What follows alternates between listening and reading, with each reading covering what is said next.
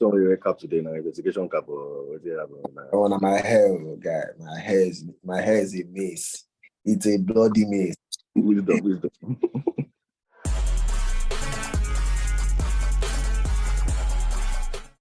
Oh, hello everyone, and welcome to an episode of Sport Academy.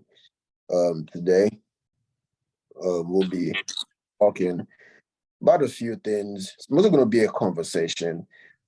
Just trying to understand some of the things that happened this week. I feel like a lot actually happened this past week. But before I won't delve into that, of course, I have to see how my brother is doing. Edosa, the mayor of Lagos. How you doing? Very good. Doing good, man. Doing good. You know what it is. And you're correct. A lot of stuff happened this past week. So much actually. We kept like texting each other back and forth, like, you see that. It's crazy. I was nonstop, man. Oh, this happened. Okay, we're gonna have a lot to talk about this Sunday, but we're just like, but then again, when I look about it, it's mostly like let's have a conversation about some of these things that happened this weekend. What's our take on it? But yes, it's gonna be a fun conversation. But I know we both have hard stuff, so well, let's get this cracking. Okay, the things we're talking about today are there was an update on Patricia. Patricia is a cryptocurrency platform that's based out of Nigeria, and a partnership with Deimos Security, which is a cyber security firm, to further anchor Patricia's platform and secure the, Patricia's hack, which happened, and this was an attempt to further tighten the platform after the hack that they had a couple of months ago. Then we'll delve into the CBN asking banks to unfreeze personal and company accounts of about 440 different people. And lastly, we'll round up with the eNaira, which was launched in 2021. And pretty much what's happened over time and how that's eventually failed. So I guess just dive right into it. Starting off with Patricia incident. So I think this actually happened. I mean, I heard about this in May, but apparently it probably happened some year. But Patricia is the cryptocurrency platform, talking about this at the other day, how they started and became a crypto trading platform, but not to even get distracted. But in May this year,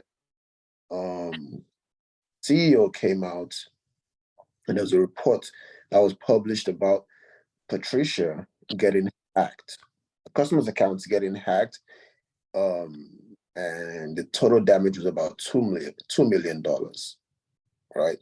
Now they came out, they're transparent about it.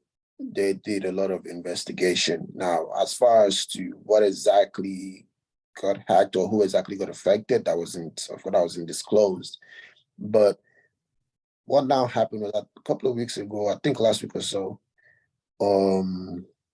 they did a lot of investigation. They dug into the whole situation, and the CEO came out and actually said that they had found those who were responsible for this crime, and they're working tirelessly to get to recover the customers' funds. Now they actually didn't confirm if they had recovered the customer funds, but they said they had found those responsible. But at the same time, they didn't even disclose that information. Hasn't been disclosed yet, so we don't know who's responsible for this crime. But according to them, they found who committed this crime. Now, what came out this week was that, and I think they've been working tirelessly to say, okay, how can we further protect customers against things like this in the future? Because when you look at it, this is not even particular to Patricia, but cybercrime in general has been growing. I mean, it's over the past couple of years, especially in Africa and in Nigeria, it's been growing a lot, right? Because now all of a sudden, there's money for people to job from these fintechs, from these companies. So cybercrime has been a problem in recent years.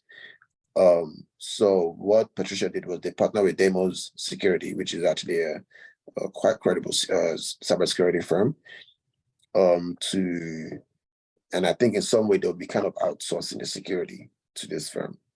right? But I wanted to get your take on this, right? I mean, on one hand, I understand why why Patricia is taking this step, because I mean they're responsible for. I mean they're responsible for ensuring funds are secure on the platform. But what's your take on startups in security like this or this sort? Social security, right? It's I think security is the most important thing. You know, we kept shouting on this podcast that if anybody here works in compliance or security, they should reach out to us so we can interview them. And either way, your frame, your database has to be secured.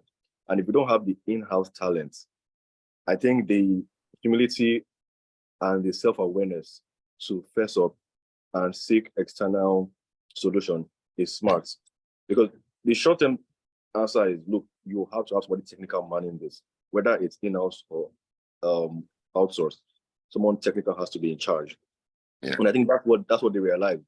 You get, obviously now that external bit adds another layer of risk you get. But I mean, like you said, using a reputable firm maybe reduces that, because different people wouldn't want their reputation dashed, you know, that something happened or whatever, right?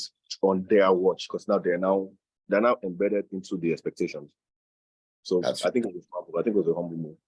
But it also says a lot about the talent pool in Nigeria. If they couldn't, you know, because I know Patricia obviously is taking this as top priority, meaning again that they have a wide budget for this. You get, I mean, it's not about the check size or the salary, but if you couldn't find in-house talents, that says a lot about the talent pool, and that's a separate conversation. Yeah. No, I mean that's a fair point, because when I saw this article, I had the same thing, right? I had the same feeling. Like, you know what, this is a firm that's trying to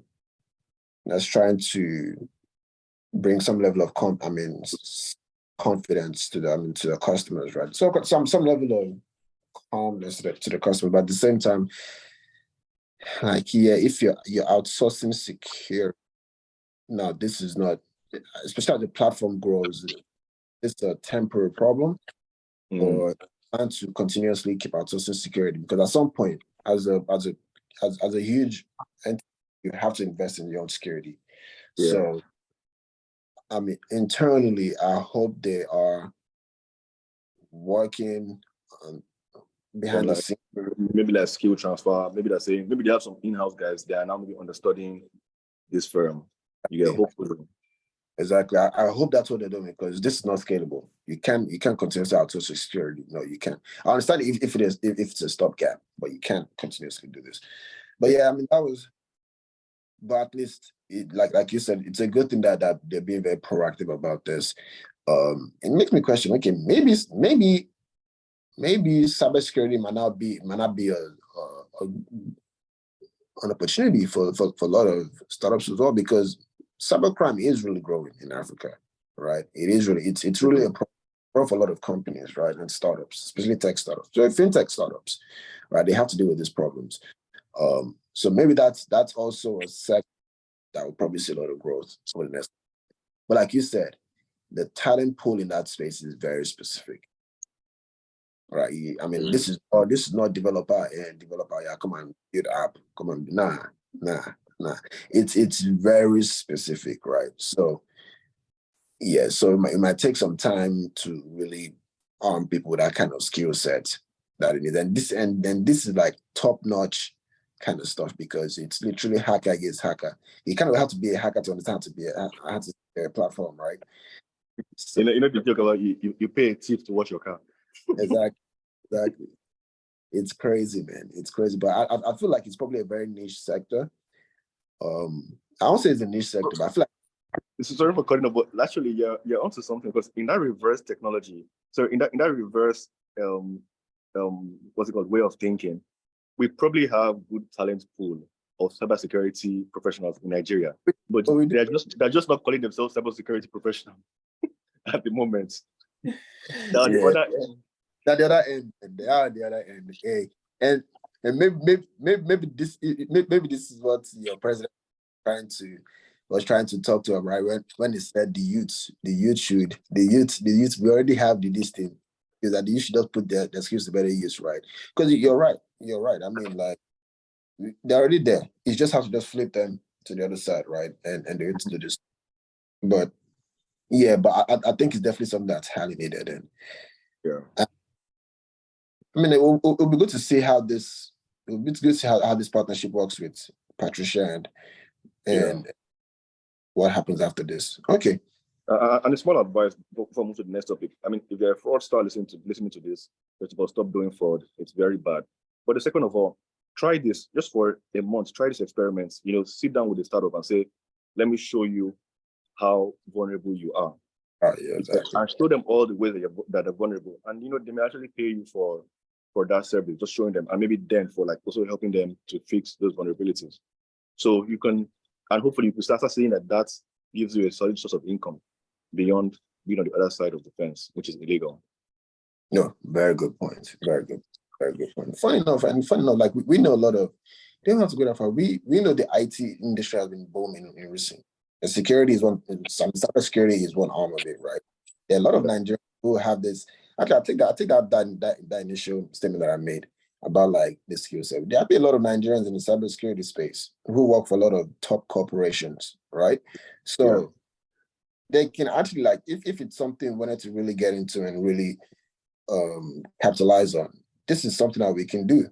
I mean, now it does depend on if you want to go into the consortium or if you just want to just make a quick buck and work for big corporations, right? But if you actually have the skill set, they might think about it, because IT space has been booming in Nigeria. But we have friends who talk about this whole thing in Dallas, like literally right? So now I know IT is huge and cybersecurity is just one arm of it, but I'm sure that there's a decent amount of people who can really, who like a lot of these tech startups can kind of hire. But yeah, it'll be interesting to see what comes out of this. But yeah, Patricia, good luck. I hope this partnership works and they have stop.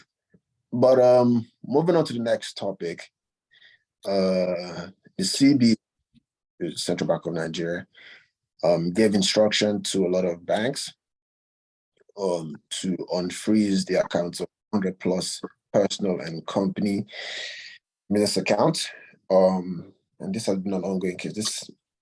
This has been an ongoing case. But yeah, CBN finally passed its own decision. Edosa, do you want to quickly provide more context to this topic and what exactly is going on here? Yeah, sure. I think it's slightly good news because obviously these guys, over 400 startups, Chaka, RiseVest, Bamboo, even Aboki FX, even Naira Bets. So even even betting companies, anybody you could think of that was popping back in 2021, right, was flagged by the CBN. CBN went to get a court order in August 2021, basically saying, look, these guys have been transacting questionable Forex transactions. We would like to investigate further. And the court granted them that request, and that allowed them to tell all the banks that, look, post no debits. What does that mean? It means that everybody, all those accounts, right, could get inflows, and you could send money to those accounts, but those accounts could not withdraw that money. So that means, think of it as a startup, you can't withdraw your money to pay salaries, to pay vendors, to pay for subscription services. So it was obviously I remember when that happened. And when that happened, funny enough, it was a court order for 180 days. So hearing that they're just lifting the ban now that should be another case on its own. Like, why did that court order extend more than one? It's 2 years now, So that's very, it just says is sad about our regulatory system. You get, first of all, you are giving a very vague reason for restricting these people's accounts. You say FX malpractice. What? Because there's so many companies that start up, betting company. Which of them was doing FX malpractice? What do you mean by that? Right? It was so vague. And if I remember correctly, that was the year when, every year CBN is always scrambling. But like that year, CBN was really scrambling to really control, the exchange rates, control. That's when they banned Aboki FX. That's when the former governor said, come and fight. You understand? So that was one of the funniest scrambling policies that came out from that. And looking back at it now, knowing that it was a 180-day court order, that ended up being 2 years ban. It's very sad. And this is why people are always scared about regulatory moves by CBN. Then secondly, it's also very impressive that those startups survived this long, without that account. Maybe they use another account, and that's another story. But they were all doing good, like nothing happened for 2 years. You couldn't withdraw, but you were, so that's another story. That shows you that some policies are just For sure. But exactly, how do you really affect it? What you were really trying to do? Because you obviously didn't affect it. You look that we're still operating, for 2 years. They're frozen. Sorry, you said what? Do you really think those bank accounts are frozen? I think so, because banks are very scared of going against CBN. But I think those other guys, it's as easy as maybe setting up another company, different name, but it's owned by us that nobody knows, and still using it for your company's interest, perhaps. But then what's also painful is that, okay, 2 years has passed. You're now saying, okay, don't worry, unban them. That's it? Like, okay, what was your finding? You said you wanted to ban them so you can investigate. What did you investigate in 2 years? Nothing. You just said, so it's so punitive. Yeah. It's so punitive. That's fair. I don't know. I mean, it's a wild one. It's a wild one. At least I would hope if you're going to seize, if you're going to ask startups to not use those bank accounts for 2 years, then you need to yield something from your investigation. Yeah. And at least I would even think to even instruct them to do that means it should have some level of evidence against them. Be progressing towards that, right? Yeah. But for 2 years, asking them to halt all transactions for 2 years without any concrete evidence on 400. This is not even one or two, like multiple startups. Now I just hope there's no kind of counter suit. This, because it's gonna be cool, very, very messy. Because unless they found results and they're just keeping it very very private, and it's just like more like internal investigation and they've been sanctioned and stuff. Unless then these guys could easily be a countersuit, man, against the CBN, right? So, but yeah, I guess in your defense, yeah, it took too long, but yeah, I don't know. I'm surprised there's more to it than what they put out there. Right, and if there was probably some lobbying that brought it to be, because obviously they're releasing them now when the former CBN governor is not on seat. There's a new administration. So new administration, new lobbyists, grease some elbows, and you're back in favor. That seems to me like what happened. Do you think the former CBN governor was kind of, to some degree, against I won't say technology advancement, but was very aware of just forms of different financial technology advancements like fintech or crypto, and do you think he was just kind of very strict on those platforms? On those forms I think so. I think it's very hard to hide your bias, right? It will always show. And I don't want to go into privileged information, but people forget that Emefiele was the CEO of a private bank before he became governor of Central Bank. And if you wanted to be scrupulous, you can check his track record in that private bank, the policies he supported, the things he didn't understand that he shunned. You get the traditionalness of his policies back there, right? And you can use that, extrapolate that, and see him continuing that at a national level. So I think he was very anti-technology. It was more of the old school way of hard-handed control. You get, that's what I see. Yeah. And if you don't understand it, flog it. You're right, because I was thinking about that the other day, and I was like, he came hard on fintech and crypto in general, man. Right, within his different banks, and in some cases, rightfully so. Because to be fair, all these fintechs have kind of operated outside the lines, so they needed to be sanctioned, and they needed to be sanctioned. But at the same time, if you're for technology advancements, which we do need in Nigeria, right? Then there needs to be a way, there needs to be a structure that would enable these tech startups thrive in that environment. And I feel like he wasn't always providing that kind of environment for tech startups to thrive in general, which Yeah. is why, which is pretty much what made me ask you that question. Do you feel like he was against fintech? But like you said, at some point, there's only so long you can hide your bias, right? You eventually show it. Exactly. But let's not open this. Let's not completely open his hands. But that's a fair point. And I guess we can just dive into the next one. eNaira. eNaira, yes. So this is an interesting one because I feel like a lot of us were skeptical when this happened. We are honestly like this. This is one of the things that's like, yeah, we know the end from the start. But yeah, I think it was back in October 21, when crypto market was the, like, everyone was the hot. Everybody's the hot, man. Like, it was like crypto. Right, things are still looking much nicer, right? But in the hot. Nigeria, your Nigerian government decided to roll out its own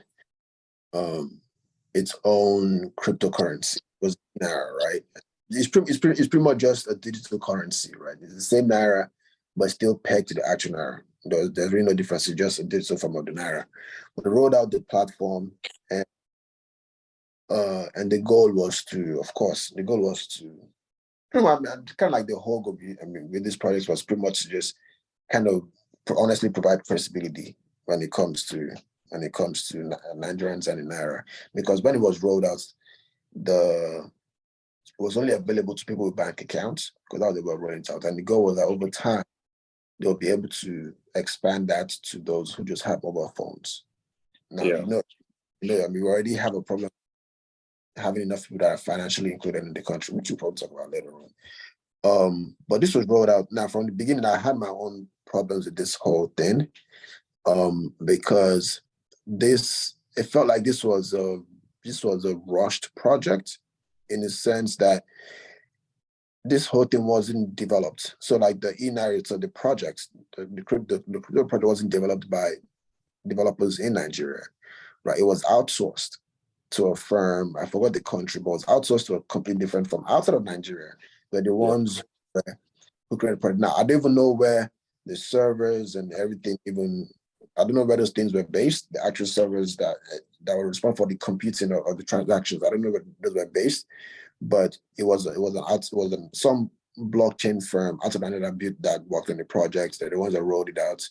And I didn't know but right from the beginning, I already had questions about how the thing was developed, right? If we're not using our own developers to build this, and this is top national security stuff, right? Because you're literally talking about our currency now.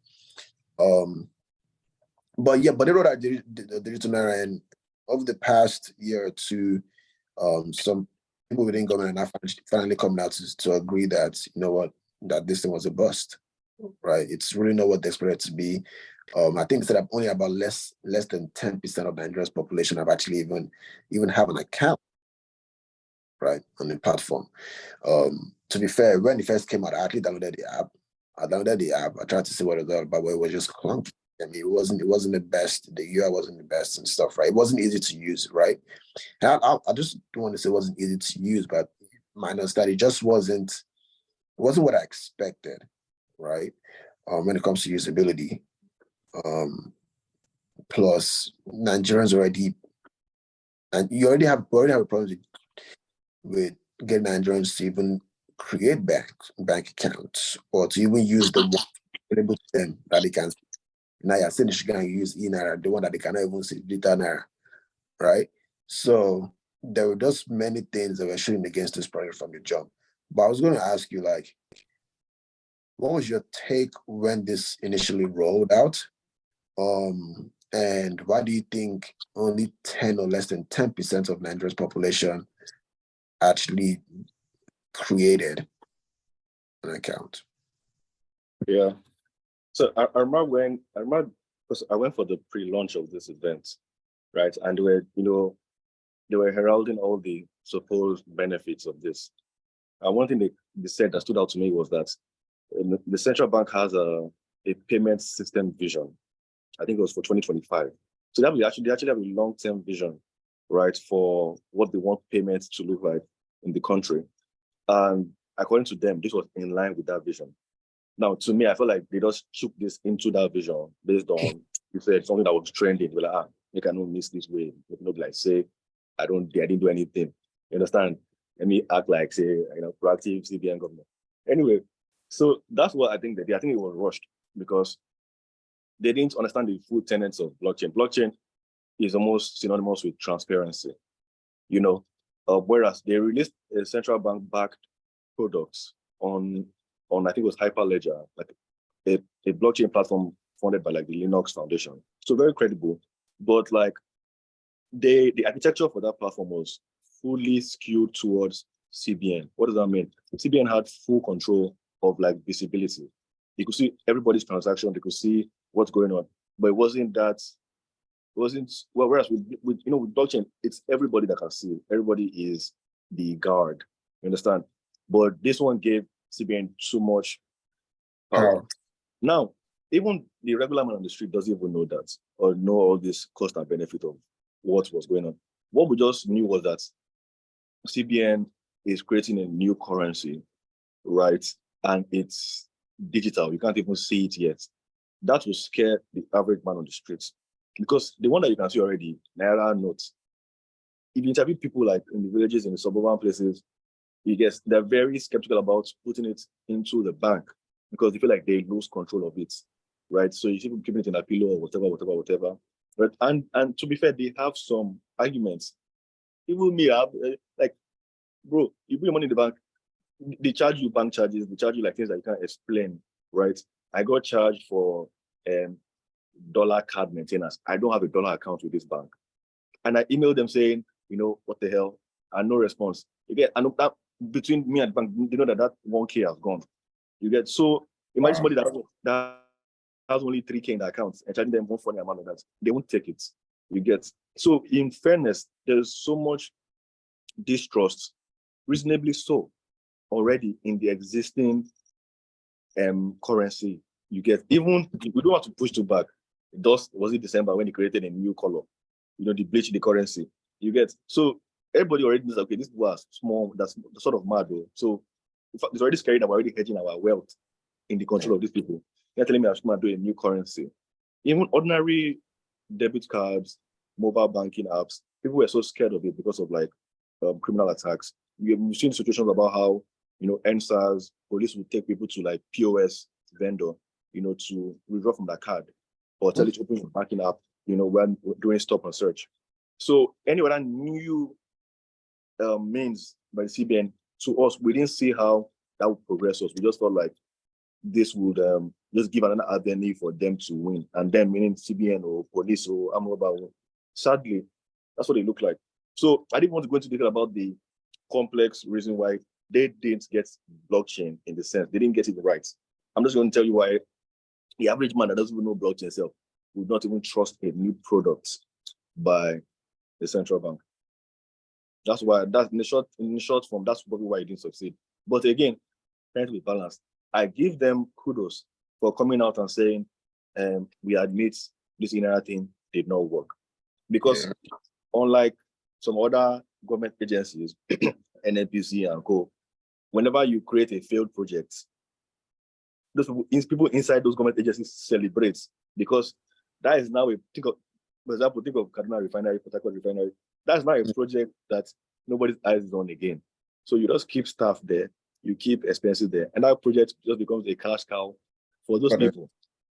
So people could have actually kept that eNaira thing going and kept collecting salary for eNaira technician or all those things, and it will keep going. But I respect their transparency and saying, hey, we fess up, this wasn't a progress, and maybe that should follow up with saying, okay, we want to wind it down or whatever, and that way that frees up some budgets, hopefully. No, you're right. It was always clear from day one what the ultimate goal of this was, right? I mean, at the end of the day, the one thing that blockchain gives you is, like you said, it's supposed to be transparency, right? Decentralization, right? For the power to really control the funds and know what exactly is going on. But when it comes to government-backed digital currency, it's really more about just traceability. Really trying to understand what exactly is going on. Because right there, I mean, the ledger gives you everything, right? It's a public ledger. You can see everything. Now, do I think in the future that all countries will have digital currencies? Absolutely. It's a technical advancement. It's bound to happen. It is bound to happen. It's just a matter of time. China's already working on that. The US, even the Fed, the US already said yes. Jerome Powell has actually said yes, that's something that potentially is in the future, right? Some kind of US digital currency. So I guess Nigeria was just trying to just for once be ahead of the curve, right? For once be ahead of the curve. But best to finish, not the pass exam. hey, my guy, this one feel bad, man. So yeah, so I think that there's a lot to learn from this. I think there's still hurdles that we have to get past before we can talk about rolling out blockchain. I mean, like Nigeria is still very early in its blockchain adoption, right? Like there's a lot we need to understand about the industry, right, before we start talking about rolling out this kind of technology to the mass population. So, but like you said, I'm just happy the officials could actually come out and raise their hands and say, you know what, this wasn't what exactly we had hoped it to be. But I'm more curious to even understand the amount of transactions that we even had on this ledger, I mean, on this kind of, throughout this kind of stuff. I'd like to really understand, but then again, this is all private information, and it will never be public. It will never be public, but it would be good to. It's very interesting if they publish that, like what we learned. Yeah, interesting reports. Actions, some amount of transaction. It gives you a lot of data. That's the beauty thing about blockchain, man. You literally see that. Now, because it's a centralized, so because it's kind of like a centralized blockchain technology, it's not decentralized. It's centralized because it's owned by the CBN. They probably have a lot of information on their own end. And this kind of takes away the power from the banks as well. When you actually think about it, it kind of takes power from the banks. Because all of a sudden now, the CBN sees all the data. It's not like before where they have to work with banks, right? Let's see what's going on. Now they have all the data there. I'm just thinking about it. So, and because you touched on that, sorry to be, and that's if you want to even summarize proper in a very short one sentence why it didn't succeed, it's because of that. Because the banks had no gain in it. Yeah, so they're not pushing it. I remember I went to the bank, but I told the account officer, like, hey, how far in there? And the guy laughed. And we kept going. You get, but if the bank would make money from it, just like they do from like Naira insurances, like normal Naira flow, they themselves, they are the distributors, they would distribute it to their customers, right? Because they have a direct gain. But once you open an eNaira account, they are connected straight to CBN. Your bank is nothing. It's like, it's just maybe, it doesn't get anything from that transaction. You get, so there was no commercial incentive for the main distributor, which is the bank. Remember, even the Naira note, when they published new Naira notes, who was distributing it? The banks. That's how you get it into the end user. You get, but they had a really centralized structure, CBN, to no incentive for banks to push it. That's it is done on me, and it'll be. I feel like, because if you're thinking about, like, banking is probably the biggest industry in Nigeria. Because the other day we're talking about it, the highest paid CEOs in Nigeria, a lot of them are in banking. I think like 10 out of 6 or 10 of the top 10 was revenue. 6 of the 7 out of 10 of the top companies by revenue were actually banks, right?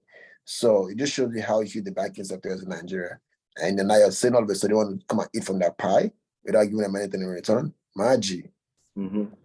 Ain't gonna work. Imagine if it tilts, because if it tilts where more people are now using eNaira than Naira, the banks even lose out.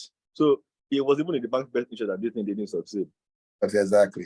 So I guess the CBN have to find a way. They have to find a way to incentivize banks to use this stuff. It's always how it's going to work. I mean, can't always take it from people's pie, man. You got to find a way to make it work. But like you said, good thing they came out and acknowledge that.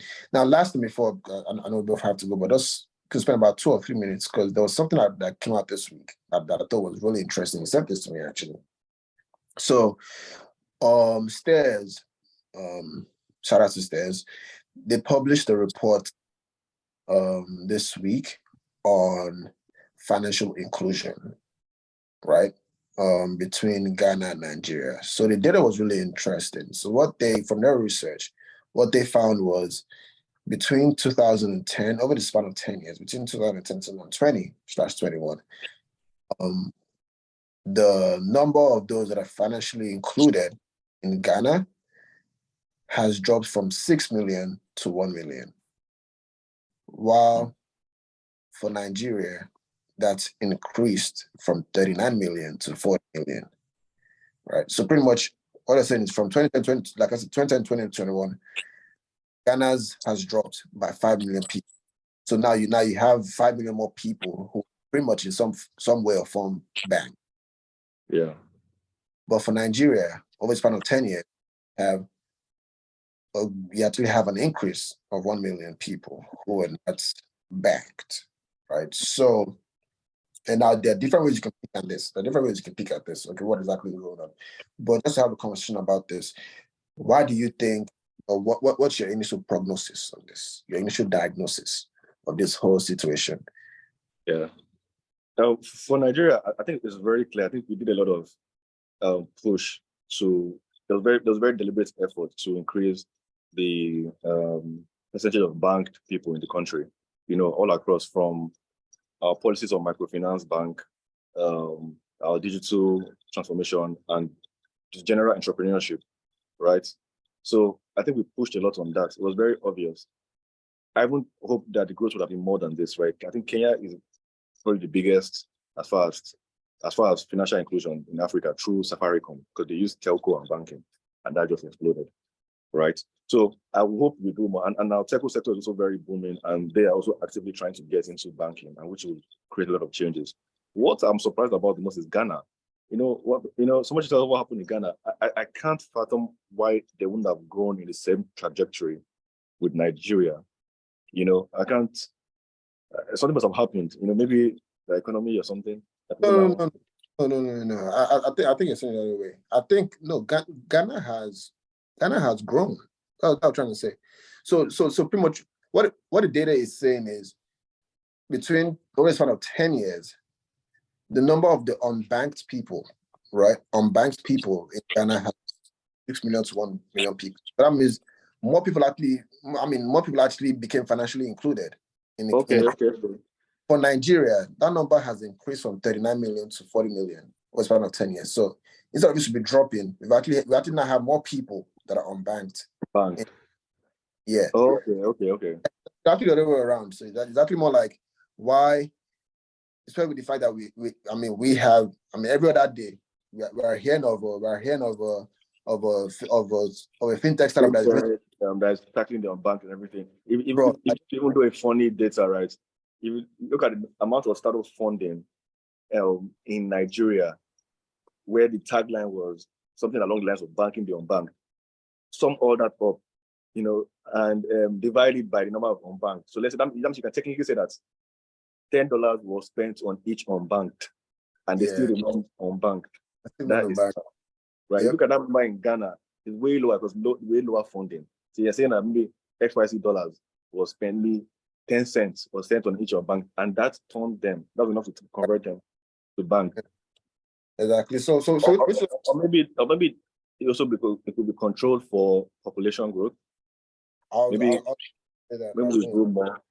I was going to say because which is why I think there are different ways to look at it. Because when you look at population growth, I think between 2010 and 2020 or 2021, sorry, I mean between 2010 and 2021 or so, Nigeria population has gone from from like 161 million to about 213 million, right? So that's about probably 40-50 million plus. But for Ghana, population has grown from 2010 to 2020 from 25 million to 32 million, right? So like a 7 million plus. So percentage-wise, yes, number-wise, it's a lot more, like 50 million to 7 million. So it's a huge increase, right? So maybe that's the reason for what we're seeing. But if it's talking about like growth rate, technically we should at least be seeing some form of to be fair, Ghana hasn't had to deal with a population of over 200 million plus people, right? Yeah. And within that population, Yeah. Sorry, go on. So looking at actual numbers, it's quite impressive. If we're saying that out of 200 million, only 4 million are banked. That means 160 million are banked. Yeah. Right? Yeah. Or at least not one a bank, but like one similar in some shape or form are financially included in some shape or form, right? As opposed to Ghana that has about 31 million plus people are banked. So there are different ways to look at this, right? You can look at the rate side, you can look at the actual number side of it. But the data is also a very good proxy for urbanization. Because True. technically, once you move into an urban city, or the city, right, more than likely you are bound to get banked just by design. But when you're in rural areas, you can avoid that one. First of all, it's very hard to even get banked, less banks, all of that. So it could be that the urbanization in Ghana, which is a more interesting and believable data, that the urbanization in Ghana has been bigger or more widespread than the urbanization in Nigeria. Because we're in Ghana, I know that obviously, just by my friends and everybody go to Ghana this past 3 or 4 years, you know that the acceptable cities have started increasing. There's now Accra, Kumasi, and you know that now there's one other place like this that used to be very, very coastal, but now it's now like a city as well. So Ghana has expanded the urbanization, whereas in Nigeria it's still Lagos, Abuja. You get so these other states, if there's still birth rates, those other states. So these other states are growing, in an unbanked number. But that's fair. That's a very good point, actually. That's a very good point. But yes, like I said, I think on both sides it is impressive, regardless of how you see it. The fact that we actually have a lot of bank people in Nigeria. So that's one thing I would say. So in some form, I can say, okay, fintechs are working, but at the same time, we need to get those numbers down, right? Way below 40 million. Plus, there are a lot of things you have to look at. Like when you technically have a nation of a lot of poor people, the last thing they tend to think of is being banked, because doesn't, like you said, doesn't help them. If anything at all, they take from their pocket, right? So it's more like there's some things that need to change as well. Maybe so to incentivize people to even like gravitate towards fintech. But yeah, I thought it was interesting. But like I said, it's one thing when data is published, it's up to you to really try to understand and dissect what could this data mean, right? Because now we've literally just spent like about 10 minutes or so even say, you know what, adding some context to this. So it just shows how sometimes it just needs to understand what exactly is being said and what could be the reason. But okay, well, yeah, I think that's all we had, right? Anything else we had on the plate for today? Yes, I just remember now a startup that's currently raising. Trying to think of if I know any. There was an event. Well, 8BM Logistics. Yeah, so the logistics tech startup in Abuja, 8BM. They also do a lot of agri logistics as well. Shout out to them. I know that they're currently raising, and I think they did a feature-thon across Abuja or Abeokuta, if I'm correct. But that was impressive. But I didn't know that many people in the logistics space. When I heard about them, 8BM Logistics, that was impressive for me. If you guys are listening to this, reach out to us. We'd like to interview you. See on the podcast or whatever. Nice. Okay. I'll probably check them out, see what they're all about. Okay, that's nice. But yeah, I think that probably bring us to the end of today's show. If you have any topics that you'd like us to touch on, or guests that you'd like us to bring on the show, let us know. But ultimately, this has been an honor, a pleasure. My brother, Edosa, thank you once again. The Mayor of Lagos, have a good week. Be safe, be healthy, and talk to you same time next week. All right, man. Take it easy. Have a good one, guys.